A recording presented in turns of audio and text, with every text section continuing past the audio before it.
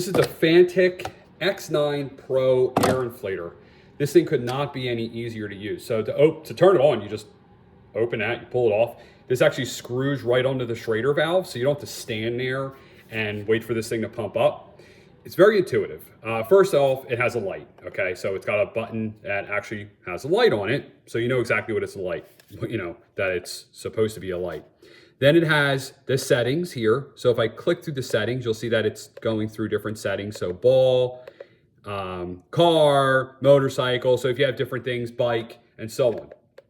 Now let's just go to car. Now, if you want to have your PSI at a certain level, you just go up and down. So this is the up and down button. So if I put it to 32, I would just screw this onto the car and walk away. When it reaches 32 PSI, this will turn off.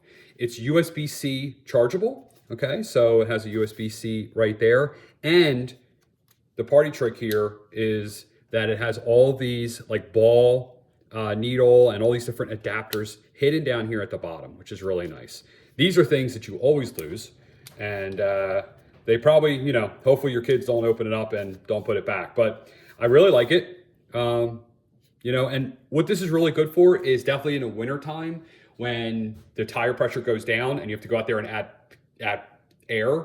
You know, you just go out there real quick when it's cold, screw this on into the Schrader valve, go back in the house, let it do its thing, and then come back out, move it to another tire. So you're not standing there in a cold, freezing. Really, really neat. I like it. It's a Fanttik.